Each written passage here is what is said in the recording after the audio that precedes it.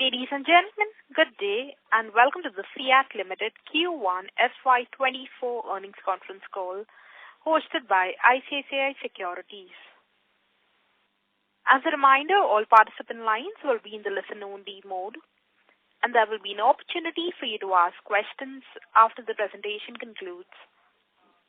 Should you need assistance during the conference call, please signal an operator by pressing star then 0 on your touchtone phone. Please note that this conference is being recorded.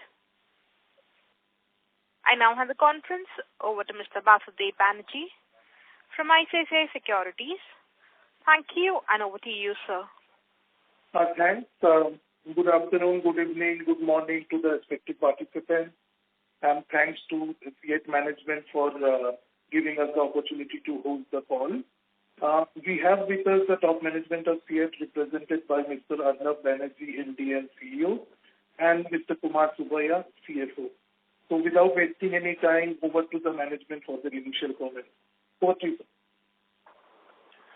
Good afternoon and welcome to CEAT's Q1 FY24 earnings call. I am Arnab Banerjee here.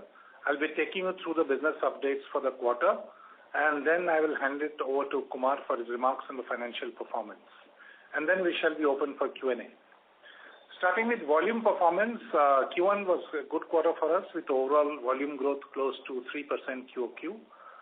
Exports are doing well and grew at 11% over Q4. Replacement volumes saw a sequential improvement of around 4%. Q1 is generally a good quarter for passenger segments, both two-wheeler and PCUV reported good growth. Commercial vehicle tire sales saw a marginal drop. OEM volumes dipped 3% quarter on quarter, primarily because of a portfolio changeover in the PCUV segment where we are exiting small rim size tire vehicles and entering higher rim size vehicle, and this makeover will take 1 or 2 quarters more. Demand outlook, monsoon so far has been near the long-term average. However, we'll have to wait out through Q4 and see how well it is distributed across the country. Rural demand is showing some signs of uptick, but we'll have to wait, as I said, through the quarter to see how it impacts demand. Replacement demand has been stable overall across categories. Motorcycle, scooter and passenger growing well. With commercial vehicle segment showing some constraint in growth. In the OEM side, again, two-wheeler is growing well over last quarter, whereas passenger and heavy vehicles are not doing so well quarter on quarter. Export markets have been steady and are expected to pick up in the later half of the year. Demand from traditional areas such as traditional areas for us, that is Middle East, Africa, SAARC, these are improving as the currency situation is getting better in this area. Europe is impacted by mild recessionary trends, which is felt mostly on the farm radial side, whereas US and Latin America have continued to do well. Going on to margins, input prices have remained stable during the quarter. The commodity basket declined by about 1.5% vis-a-vis Q4. We have largely been able to maintain our pricing in replacement market, which has helped us sustain gross margin around 41% level. Standalone EBITDA margin for the quarter is at 13.2% and standalone net profit is around 159 crores. In the current quarter, at an annualized basis, our post-tax ROC has entered double-digit levels, and we intend to focus on this parameter going forward. We have been doing a lot of work around efficiency improvement and zero-based approach to cost over the last 2-3 years, which will come in handy as far as our margins and ROC is concerned. On the future trends which we keep talking about, there are 4 of them: electrification, globalization, premiumization, and digital. Going one by one, in the electric vehicle segment, we continue to hold 40% plus share in electric vehicle two-wheelers. In passenger segment, we are either nominated and launched or we are working with OEMs to work on several projects such as Mahindra XUV 400, MG Comet, ZS EV, Citroën C3. We are working with Tata, Kia as well on their EV projects. So we will have a good share in the electric vehicle four-wheeler market as well. In the TBR segment also in electric vehicle buses, some of our approvals are in Tata Motor Ace Electric Mini Pickup, the Starbus project, electric buses by Volvo Eicher, JBM, BYD, PMI, Electro. So we are well placed as far as EV is concerned in all segments. Now, globalization is going to be a key driver. 19% of our value is coming from international business, and we want to see it going up over the years. We have already doubled our sales from focus geographies of EU and Americas in the last 4 years.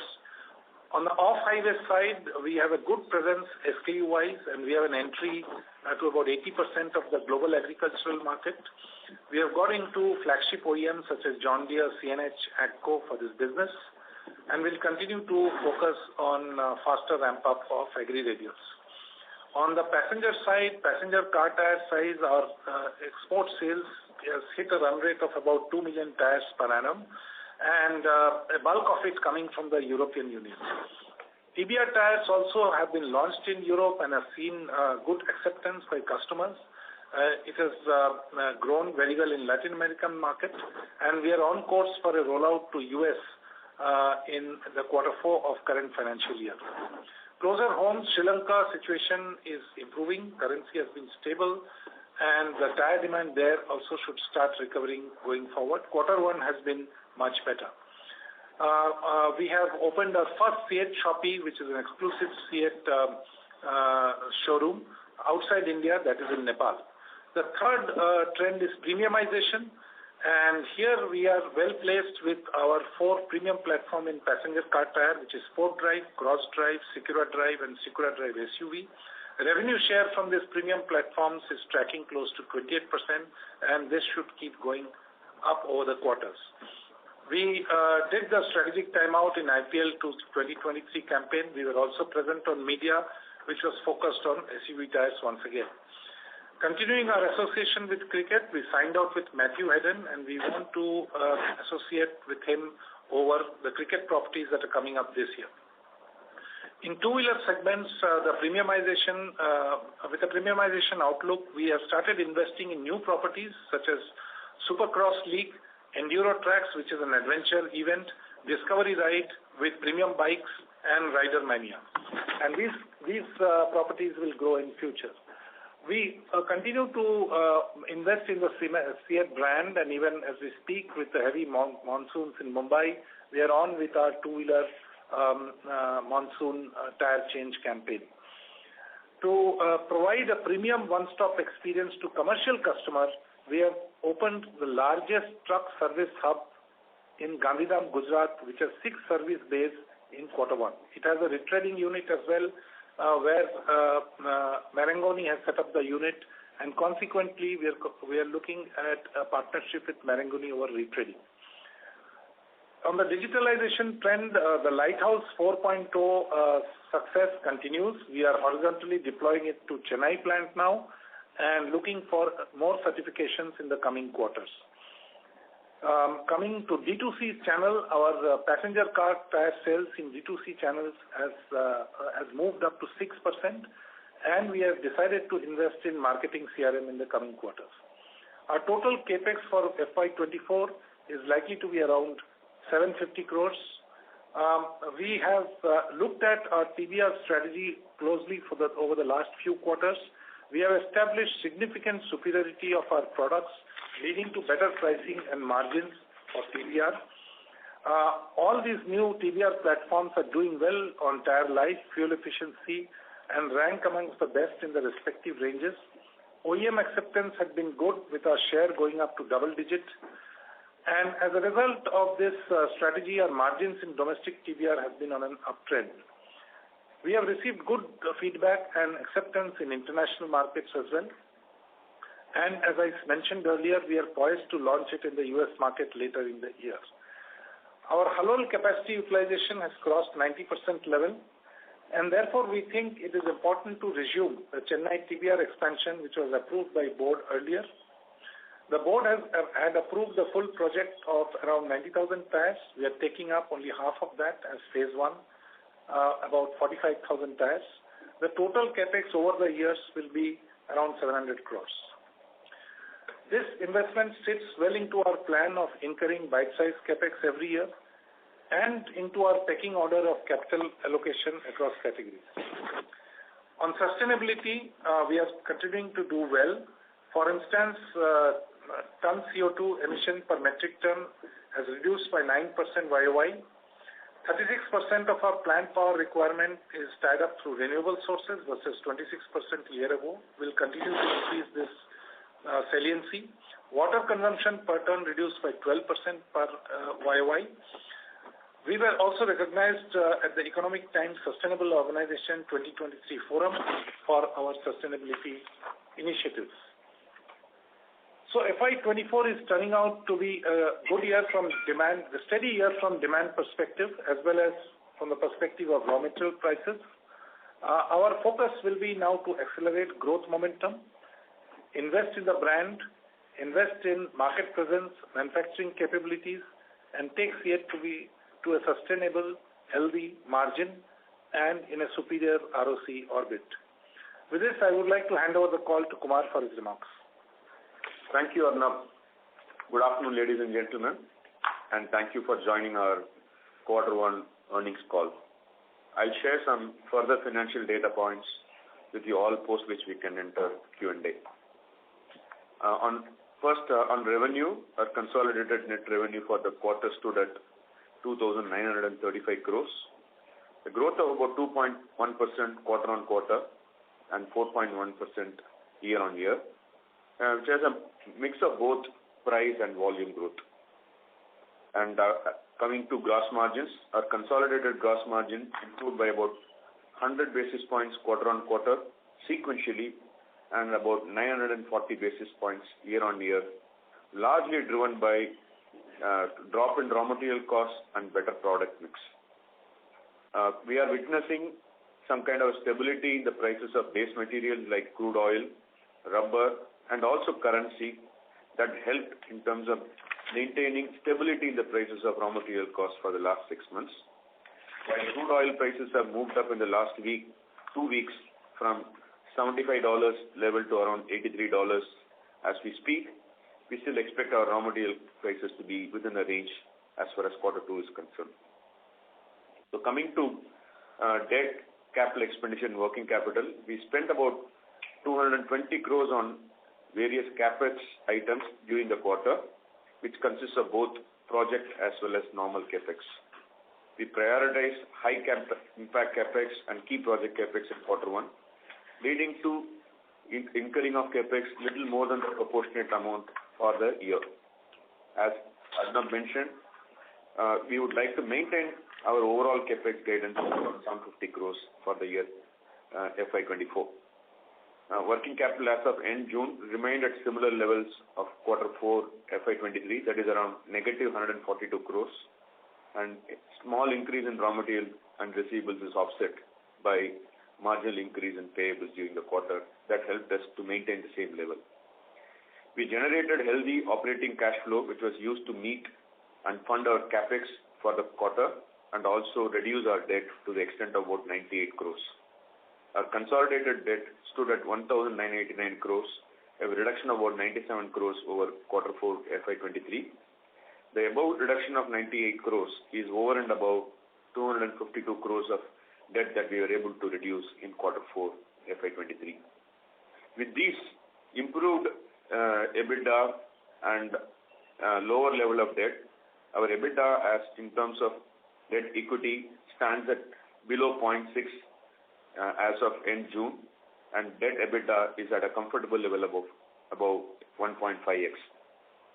Coming to our operational expenses, employee cost during the quarter was lower to the extent of about 8.5% sequentially. It's largely on account of slightly higher provision in Q4 in our books on account of some settlements signed with employees in one of our older factories and also contribution towards performance bonus. During the quarter, our expenses increased on account of higher marketing costs and annual conferences, advertisement, travel, and other costs. In our subsidiary, Sri Lanka business operated slightly lower volumes, and as a result, profitability remains impacted. Country's overall look in Sri Lanka is improving, and we are hoping that some recovery in tire demand in the coming quarters. Finally, our consolidated EBITDA for the quarter stood at 385 crores, which translates to about 13.1% of EBITDA margin, about 20 basis points improvement over quarter 4. Depreciation and interest costs were similar to quarter 4 FY23. Effective interest rate went up by about 80 basis points in quarter 1 versus quarter 4, but we largely neutralized the impact through reduction in our debt. We expect the interest rates to go up further in the range of anywhere between 20 and 30 basis points in near term. We'd also like to share with you that in the month of July, on 5th of July, when convened our annual general meeting, shareholders approved declaration of about 120% of annual dividend, translating to about 48 crores, has been since paid in the month of July. Also happy to share with you all that CEAT received an award from CNBC and ICICI Prudential under the category Master of Risk Award, Auto Ancillary Sector in Large Capital category. This has proved or provided a reassurance to us in terms of our best-in-class risk management practices. With that, I open this floor for Q&A. Thank you. Ladies and gentlemen, we will now begin with the question and answer session. Anyone wishing to ask a question may please press star and 1 on your touchtone telephone. If you wish to remove yourself in the question queue, you may press star and 2. Participants are requested to use handsets while asking a question. Ladies and gentlemen, we will wait for a moment while the question queue assembles. The first question is from the line of Ashin Modi from Equirus Securities. Please go ahead. Yeah, thanks for the opportunity and congratulations for a great set of numbers. So my first question is on the margin side. So could you please provide more color on margins? What is the quarter-on-quarter impact of higher A&P expense? And what was the impact of RM price pass-through and price escalations and RM on the gross margin level on a quarter-on-quarter basis? Yeah, overall, on aggregate basis, raw material cost went down by about 1.1% in quarter 1 versus quarter 4. Okay, and that being about raw material cost being around 60-65% of our sales value, 60% let's assume, that much favorable impact it has in quarter 1 versus quarter 4. Marketing expenses, all our sales-related expenses, overall about impact of about 0.4% adverse versus quarter 4. And selling price more or less remained constant, was marginally lower on account of, BU mix. So balance everything through efficiencies and other aspects that are not but covered is flowing into our gross margins and EBITDA margins. Sure. And then my next question is on free cash flows. So, sir, our standalone gross debt reduced by 97 crores during the quarter. What was the capex during the quarter, and working capital, as you have mentioned that it was expected to increase with RM softening. So, how do you expect the working capital change going ahead, and how do we see free cash flow generation from here? So, during the quarter, we generated free cash flow. We generated free cash flow in quarter 4 too. So, we paid 97 crores of debt, and as was covered, we incurred a capex of about 222 crores. So everything was funded through internal accruals. But I did not say, or not enough said that lower raw material prices will lead to increase in working capital. Okay, and we only said lower raw material prices.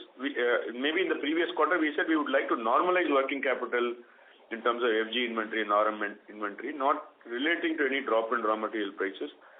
At some point in time, as our sales volume increases, we'll have to keep the inventory back to the normal levels. Some kind of a normalization. Part of the normalization happened in quarter 1. And in general, we would like to keep the working capital at current level. in terms of absolute value. Sure, sir. And then my last question, could you please provide some color on demand on the replacement and export side, a segment-wise color on demand going forward? So going forward, if the monsoons are good and rural demand picks up, we are looking at two-wheeler demand picking up to high single-digit, low double-digit level. It's done well in quarter one demand-wise. And passenger segment also has done well, and we expect this to be in high single digits with more SUV tire demands, higher rim sizes demand, the market shifting towards that kind of demand. We are not so certain about the commercial vehicle side, which in OEM as well as replacement has been constrained. In fact, Q1Q OEM volumes dropped significantly, and replacement volumes also have been tight. So that's the only spoiler. Otherwise, on the passenger side, we are looking at it positively. On the export side, since we are, given the scale of global markets, we are a small player. So the recession in Europe is not going to impact us in any significant way in four-wheeler sales, which is passenger car tire sales. It may have some headwinds towards the agri-radial sale. US is doing well, Latin America is doing well. So from our growth perspective, it will not be a big impact, either positive or negative. Okay. Thank you, sir. I'll join back the queue. Thank you.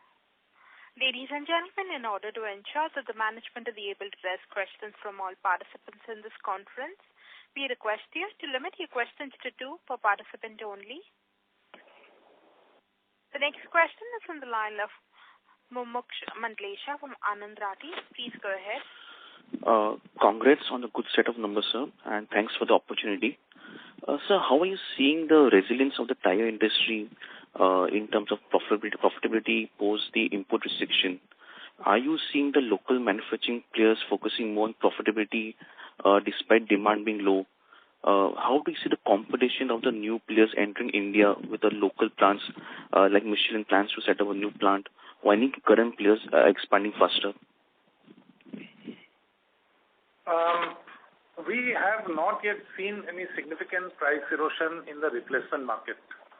It has been competitive, and on the passenger side, demand is okay given the circumstances, as I mentioned in my previous response. It is high single digit, low double digit kind of thing in two-wheeler, high single digit in passenger. It's in the truck bus radial side where demand may be a little bit constrained. So we really don't expect too much of a realization drop from our side going forward. In the OEM, of course, it is indexed, so realization will move along with the raw material movement. If your question is about competitive intensity and resilience in terms of margin, then this was the scenario in the pre-COVID years also, FY17 to FY20, where our gross margins used to move between 40% to 42%, and that's where we are in quarter one, and around 41% margin. So as far as we are concerned, we are looking at stability of margins. Thank you. Can you share the YOY volume growth in terms of channel-wise and product-wise, sir? For Q1 quarter? Quarter-on-quarter value-wise? No, volume-wise, YOY, for the channel and the product, sir.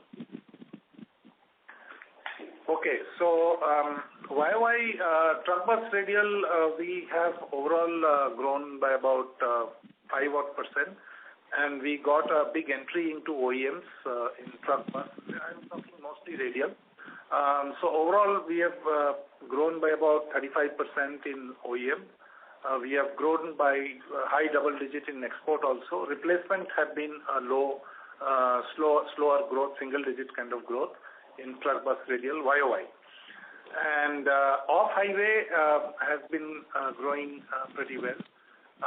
In terms of all double-digit growth, the farm sector has really done very well in replacement, in OEM, and as well as in international markets. We are having high growth here. Two-wheeler has been modest in terms of low single-digit kind of growth, YOY, with replacement being flattish, OE and international growing in high single digits. Passenger, again, YOY has been low single-digit growth, with us doing very well in the international market, in exports, especially EU.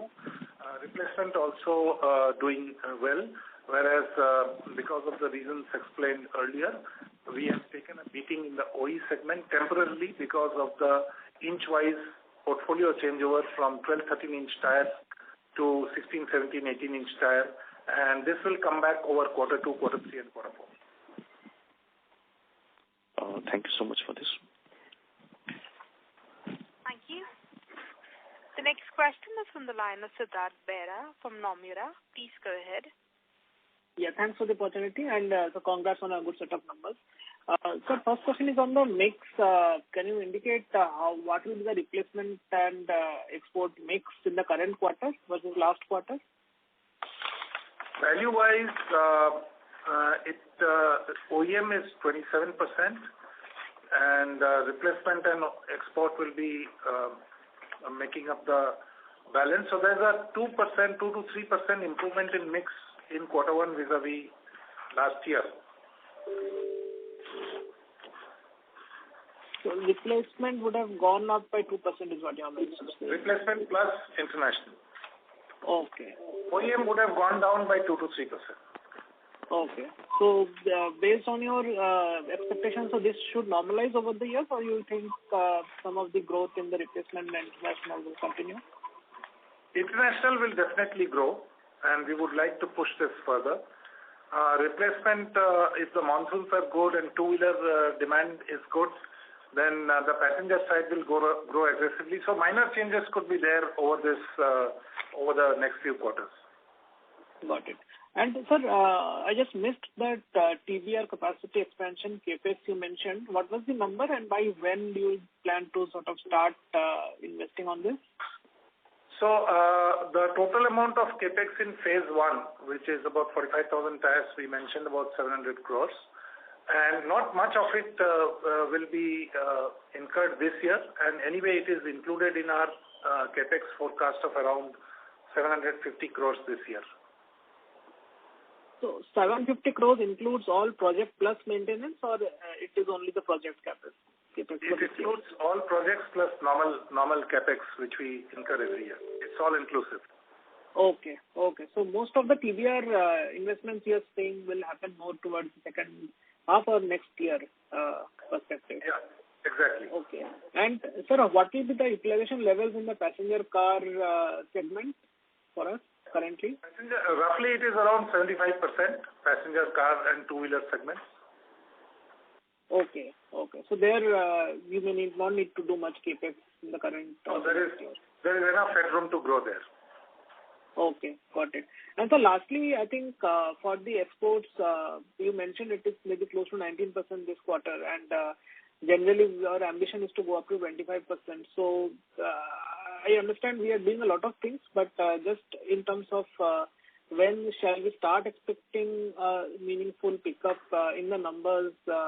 Will it be more towards next year, and any target for the next year in terms of mix you have? No, it will be gradual over the next 2-3 years. 25% is a medium-term target that I think we have been sharing FY26 kind of thing. So that is over 2-3 years it will go. We should see improvement gradually quarter on quarter towards the next half of this year. I think there's a lot of things lined up on agri-radial side, our PCR side, as well as we'll getting to US by quarter 4 this year. So it will be a gradual step-by-step increase. Got it. So last question on the margin. So when you say that you are focusing more on the higher rim size models in passenger vehicle segment, does it mean that it will be sort of a slightly better margin segment generally compared to the other PV segments you are catering to? Yes, it has significantly higher margin profile then let's say 17-18 inch would have a much better margin profile than a 12-13 inch tire. Okay. Got it, sir. I'll come back in the queue. Thank you. The next question is on the line of Dinesh Gandhi from Motilal Oswal Financial Services. Please go ahead. Hi, sir. Congrats on good set of numbers. Quickly on the 750 crore capex for FY24, to clarify, it would not have any material capex from TBR expansion, right? Yeah, no, see, as Arnab mentioned, TBR 700 crores is phase 1. Okay, out of that 150 crores we have already spent on civil and PEB. Okay. So therefore, and some advances, we are talking about 550 crores of capex, balanced capex for phase 1 to produce that 45,000 tires kind of volume per month. So therefore, within that 550, there will be some in the current year and some in the balance next 2 years or so. So it would be in line with the overall guidance of 750 crores that we have given. Okay, I don't think it's going to make any impact on that 750 crores on the total number.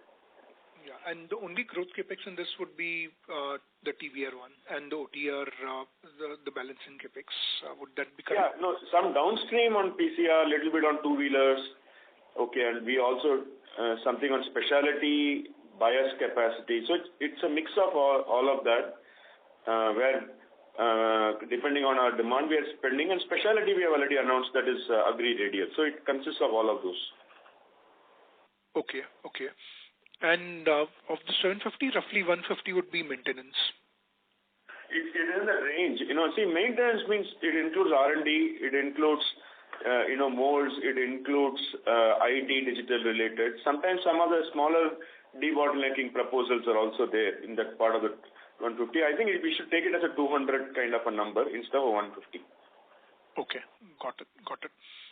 Secondly, coming to the OTR side, so can you update on where we are in terms of our capacity? I believe it's about 105 TPD.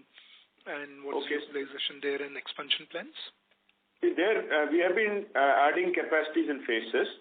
Okay, and the last time, about 6 months back, we took the capacity to about 81 tons at our Ambernath. Sometime in the current quarter, it will go up to 105. What we announced was 105 to become 160 tons, another 55 tons that we are adding. That will be in the next financial year. Right, and that would be with capex of? So when we announced that 55 tons, we said about 385 crores is the capex that we have planned overall. So that will be spent between this year and next year. Next year, got it. Yeah, that's part of the 750 that we indicated for current year. Right. And beyond this 160 TPD on the radial, what would be our capacity on the bias for agri or the OTR side? The bias capacity would be approximately 100 plus, 120 tons. Okay, and that doesn't need any expansion? That is coming. Our utilization is good. We have a plan for expanding. We'll do it whenever it's required. Right now, immediately, no. Okay. Got it. That's all from my side. Thanks. Thank you. The next question is from the line of Jyoti Singh from Arihant Capital Market Limited. Please go ahead. Yeah, thank you for the opportunity, and sir, congratulations on the good set of numbers. So my question is on the, could you please throw some light on the launch in US while we are in the planning phase? And additionally, it would be helpful if you could shed light on the targeted revenue aspect. And my second question, I would greatly appreciate an explanation about the momentum observed in the southern state, as earlier we were witnessing weakness. Thank you. First, respond to your first question. The US launch will start from FY2024 quarter 4, starting with TBR and then following with the first range of SKUs of PCR. So as far as our market research goes and our preparation goes, it's on schedule. It's very difficult to put a turnover target, etc., because it depends on market access also. US is a huge continent where you have to have channels set up across the country to be able to access the entire market. So suppose I just set it up in southern US, in Texas and western US, then large part of the Midwest and eastern side is not accessible. So it will depend on what rate we progress towards market accessibility. I think we are pretty bullish in terms of ramp up being faster than our Europe business. So maybe closer to quarter 4, we'll be in a position to have a view and share what is our outlook for FY25. What was your second question? Sir, second question on the momentum observed in the southern states, as earlier we were witnessing weakness. Southern states of India, right? So, right. Yeah. So, I think we are putting in a lot of effort there for all the categories, two-wheelers, four-wheeler, and TBR. We have seen good traction in TBR. We are seeing good traction in PCR, and two-wheeler is stable. Two-wheeler, we are relatively better off in south and west. So there's more stability in that size, and we are chasing growth in four-wheeler and TBR. Okay, thank you, sir. Thank you. The next question is from the line of Joseph George from IIFL. Please go ahead. Thank you. Thank you for the opportunity. There's a couple of questions. One is, what is your overall volume growth on a year-on-year basis? Because the revenue growth is single digit, and you seem to indicate that every segment has seen volume growth. What is your overall volume growth on a year-on-year basis? On a YOY basis, overall growth is around 1.5%. Okay, and so which segments saw declines? Because earlier when you gave the volume growth number across segments, most of the segments seem to have growth. Yeah, so in there is one LCV and small commercial vehicle segment which is declined, which is not a priority segment for us. Then passenger and 2-3-wheeler have grown in low single digits, just about positive. And off-highway and truck bus have grown a little higher single digits. So it works out to, weighted average level of 1.5%. Understood. And so the next question that I had was, when you look at your RM basket, you mentioned that 1Q saw a 1.5% QOQ drop in the RM basket. When you look at 2Q, how do you see the RM basket moving on a QOQ basis compared to 1Q, that is? We expect it to be within a range. Okay. We don't expect any significant upward movement, but one or two raw material prices have moved up. For example, carbon black prices have moved up from 1st of July, as the feedstock that goes into it has seen some upward movement. Recently, in the last 1 to 2 weeks, we are observing some increase in crude, Brent crude. Okay. It was hovering around 75. As we speak, it's about $83 or so. It may not have material impact in quarter 2 because we are already end of first month of the quarter 2, and generally we have covers for 2 months or so. But we expect it to be within a range, maybe plus or minus 1% over last quarter. That is the range in which we expect RM prices to be in quarter 2. Understood, sir. Thank you. That's all. Thank you. The next question is from the line of Mitul Shah from DAM Capital. Please go ahead. Congratulations, sir, for good set of numbers, and thank you for opportunity. Sir, my question is on export side. How has been the pricing there? So, export side, quarter on quarter, there is minor drop in realization, about a couple of percentage points. And because there the pass-through happens very quickly, especially in Europe, US, Latin America kind of market. But I would say that's fine, and we don't expect prices to drop significantly going forward. Across the products or any specific? It's a narrow product range. It is primarily on the commercial side. You can say across the product.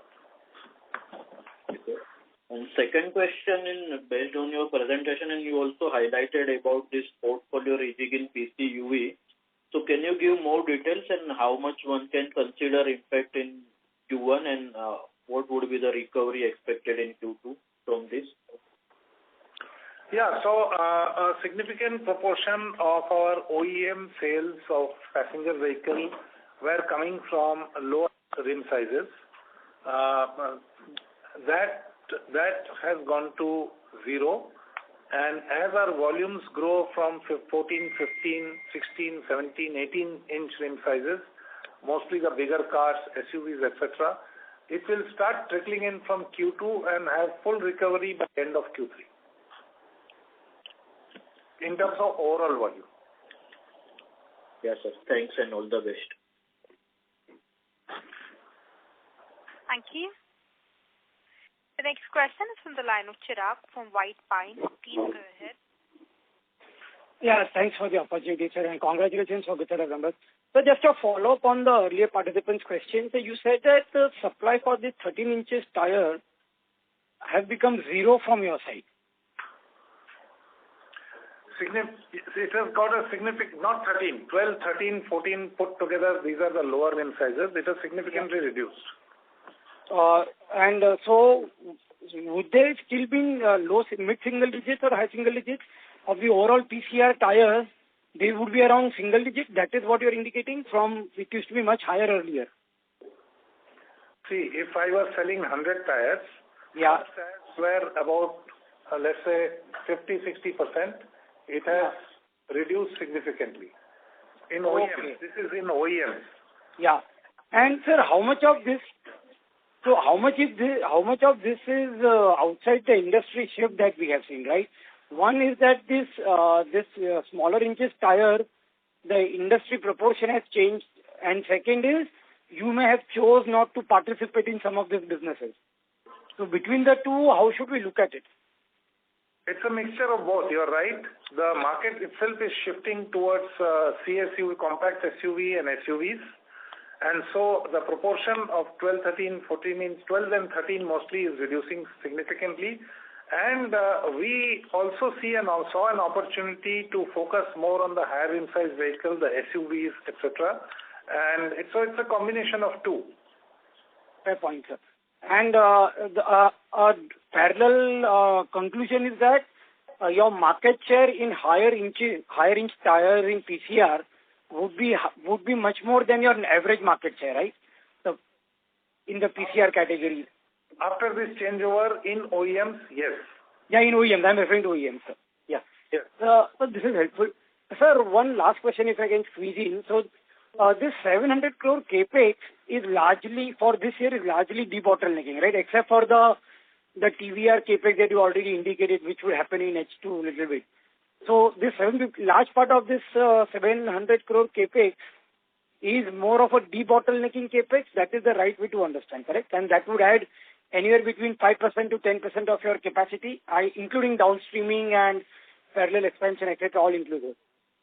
No, see, it's 750, okay, and that 750 crores includes project capex for Ambernath, where we are doing agri radial, some downstream two-wheeler plant at Nagpur, downstream passenger car radial at Chennai, then some specialty bias capacity conversion in our older factories, plus our normal capex.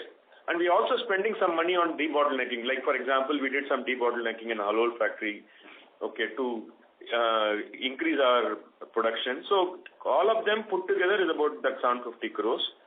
In case of TBR, we may have some cash outflow during the current year, and that will be part of the 750 is what we are saying. No, sir, why I'm asking is that this capex could be significantly margin or return on capital accretive, right?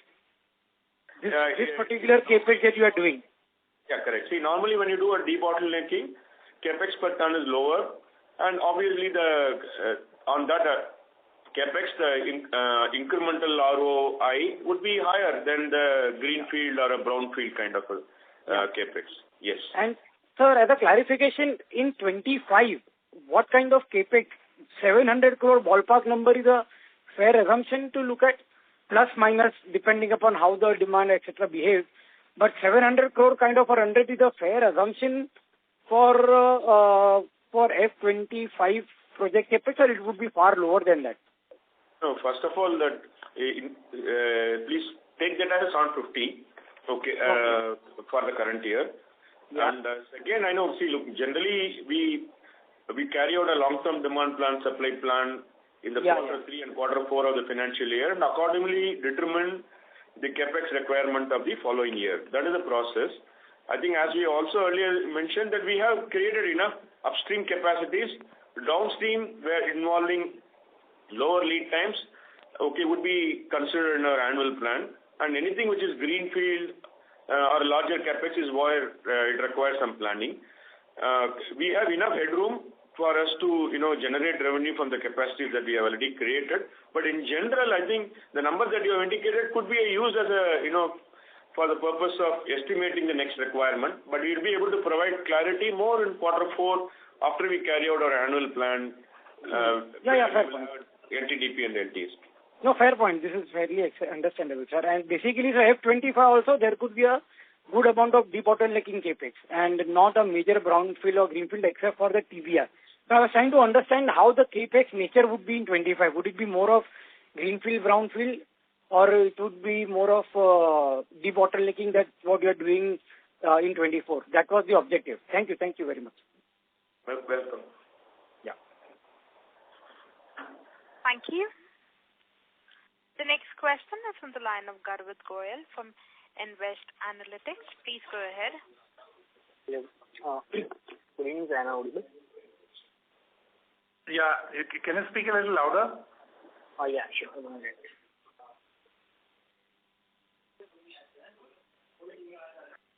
Is it fine now? Mr. Goyal, we are unable to hear you clearly. Is it fine now, I think? Yes, please proceed.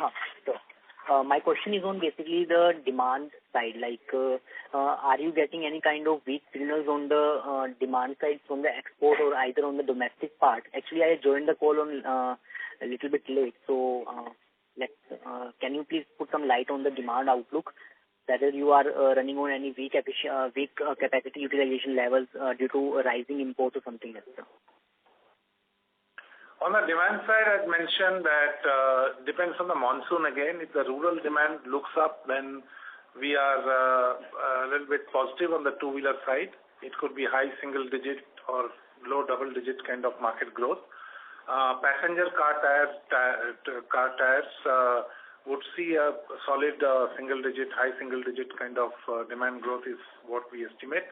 There could be some constraint on the commercial vehicle tire demand side as we are looking at both OEM and replacement side as constraint.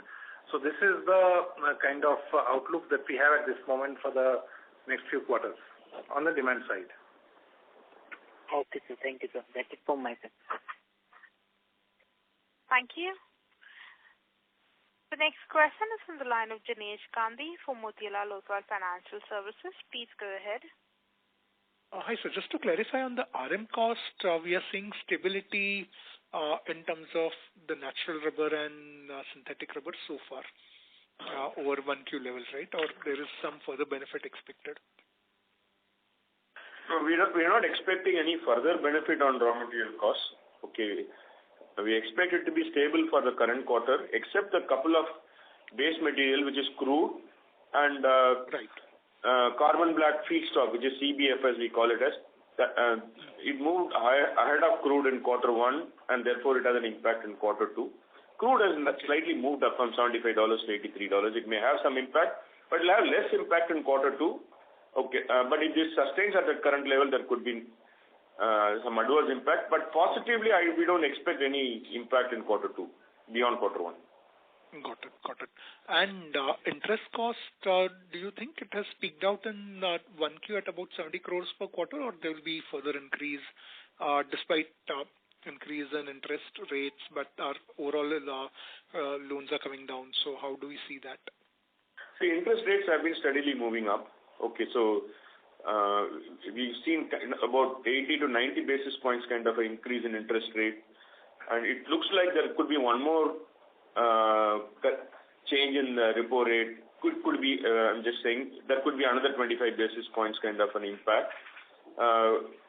What is there in our control is, ability to reduce, keep the debt under control. So in the last 2 quarters, we have reduced our debt by about little over 350 crores. So our drive to bring efficiencies in cash and minimizing our debt will continue. But however, in terms of interest rate, there could be an increase to the extent of about 20-25 basis points going into the future. Okay, impact on quarter 2 would be minimal. Okay, and but beyond that, there could be an increase before it starts coming down. So this is despite reduction in net debt that way? No, I said basis means interest rate. Okay, if your question is whether the interest in absolute value will remain around 70 crores, which we saw in quarter 1, for quarter 2, yes. Okay, and beyond quarter 2, it would depend on interest rates and overall debt. Got it. And lastly, any plans to move to the new tax regime anytime soon, or we still have substantial MAT credit for us to continue with the old regime? So we moved to the new regime 2 years back. Okay, and we did have some accumulated MAT credit in our books. However, when we did an evaluation, it was making sense for us to move to a new regime. Good, we did move to a new regime.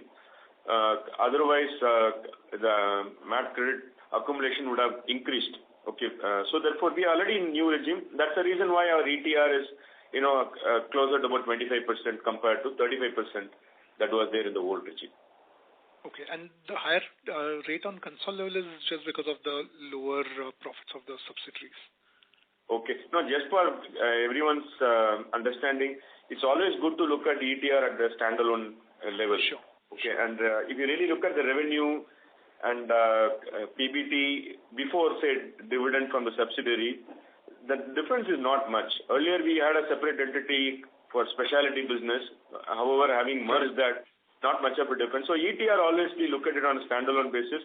Consolidated level, okay, the impact sometimes could arise on account of the fact that standalone would have received dividend, whereas it gets eliminated in the consolidated level. Sometimes the dividend distribution tax paid by the subsidiary entity, okay, is shown as a tax rate, etc. So at the quarter level, you may find some marginal difference, okay, but on a full year basis, you may not see the difference. ETR on a standalone basis is a good indicator. Got it. I believe we moved in fourth quarter FY21. Now I recollect that. Which one? To the new tax regime. Yeah. Since, new regime means it has to be from the beginning of the financial year. So April 20 to March 21, in the very first year itself, we moved to the new regime. Okay, and we had enough time to decide whether to move to a new regime or not. Looking back, I think it was the right decision. Got it. Great, sir. Thanks and all the best. Thank you. Ladies and gentlemen, that was the last question. I now hand the conference over to the management for the closing comments. Okay, thank you very much for your interest in CEAT, and we would like to come back with more transparency and openness, and we'll keep the nature of questions in mind so that we can address your queries proactively next time around. So see you next time. Thank you, members of the management team. Ladies and gentlemen, on behalf of ICICI Securities, that concludes this conference call. We thank you for joining us, and you may now disconnect your lines. Thank you.